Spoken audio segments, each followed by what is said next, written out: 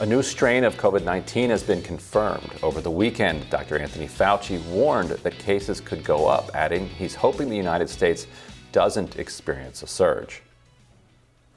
Well, as was said, it has a degree of transmission advantage over the original Omicron, but not multifold advantage. So it's about 50 to 60% or so more transmissible, which means ultimately over time, it might take over as the dominant variant.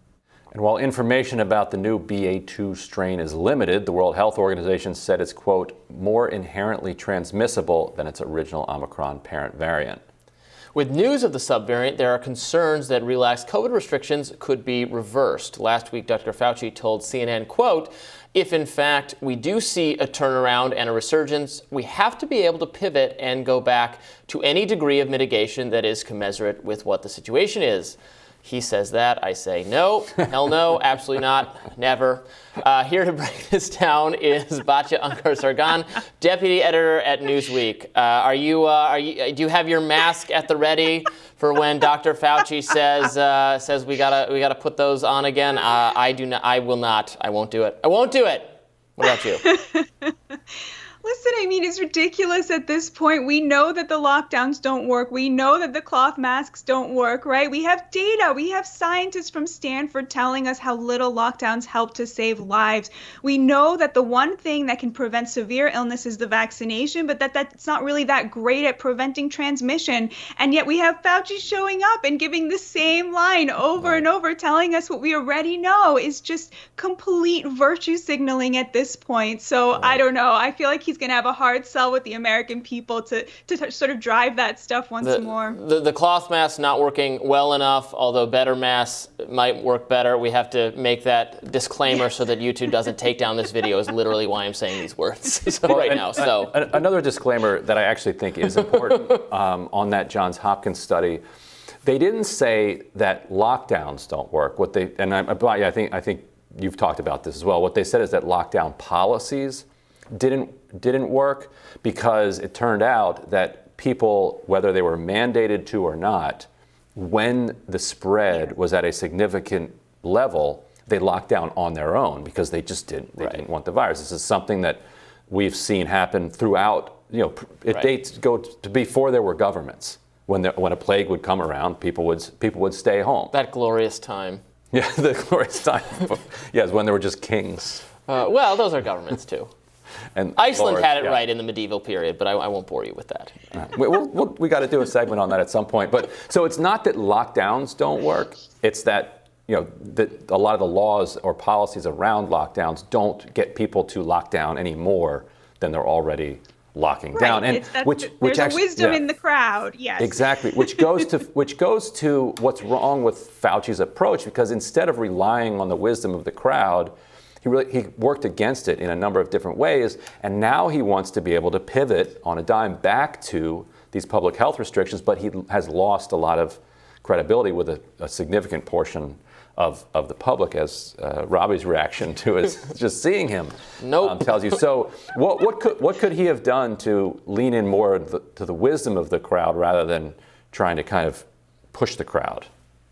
I mean, nothing, because he is representative of an arrogant elite that tries to tell a wise crowd what to do when actually what they're pushing are their own economic agendas. And we know that now from even further polling that showed that very liberal Americans are different than liberal Americans, moderately liberal Americans, moderate Americans, and conservative Americans of all stripes, who are all much more similar in how they view the remaining threat of COVID. So most Americans now, whether they're very conservative or just liberal, that entire spectrum of 94% of Americans believes, only about 20%, between, 12 and 27%, that's kind of the spectrum for people from very conservative to liberal, feel that COVID still poses a very big threat to their lives. Now, when it comes to very liberals, that number jumps to 47% who still think that COVID is a big threat to their lives. And we also know from Pew that people who call themselves very liberal or progressive tend to be, it is the whitest and the most highly educated of all of the Democratic subgroups.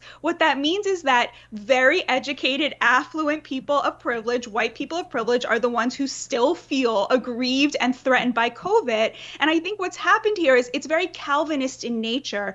They took what was essentially a signifier of their economic privilege, their ability to stay home and to keep themselves far away from the threat, and they turned that into proof of their virtue, right? We stay home. We're the ones who are afraid of COVID. COVID zero, it's still a threat. I mean, can you imagine at this point, 47% still thinking it's a big threat to their lives? It's unbelievable. But this is about class. It's about socioeconomics. And that is the class that Fauci is preaching, the choir he is preaching to here. Yeah, you're absolutely right. It's that, and it's also like the continuing faith. It's a religious faith at this point that tinkering with the formal government policies is going to have some big difference in the face of these massively contagious strains. Like, yeah, okay, if we now bring back the masks for grocery stores or for planes, but not trains and not like the tinkering with it at this minute level is going to may have any difference whatsoever. It's just so ridiculous. Does anyone believe that? Like, this thing is super contagious. When it comes through, a bunch of people are going to get it again, pretty much independent of any government policy or even substantially independent of individual decisions even being made. If you're vaccinated, you're going to have a really easy time with it. Some people will have a worse bout than others. Some people, it will have a really bad bout, and that's sad. That's bad. But like it's just going to happen at this point. That's the way the world is going to be. And pretending that that's not the case is a kind of faith among the Fauci set.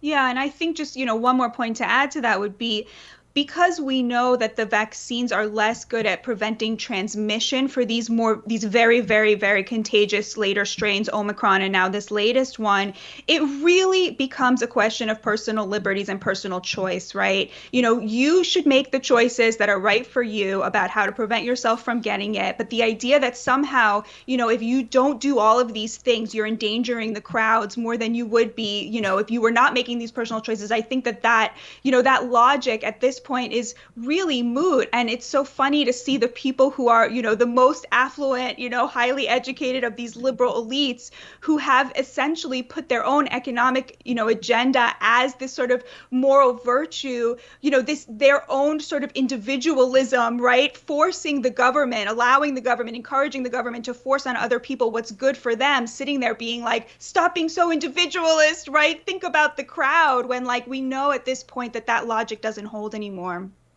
I mean, I agree with a lot of what you're saying, but how do we think about and how do we incorporate the reality that in counties where where actually they can correlate Trump and unvaccination rates, you also have higher death rates? Like, how do we incorporate that consistent reality into our thinking about the situation? Because it's not as if there's nothing going on here whatsoever when it comes to different outcomes with the pandemic. Right. In counties that have higher vaccination rates, the death toll is lower, and those lives 100%. matter. Right. Yeah. That's very important to point out. I think what's also important to point out is that the case number is not higher. So the death rate is higher, but actually the case rate is not higher. And so that comes back to my point about personal responsibility, individual choices. It is a shanda that the people who have influence in those communities are not out there telling those people, get this vaccine, it will save your life, because it will. The vaccine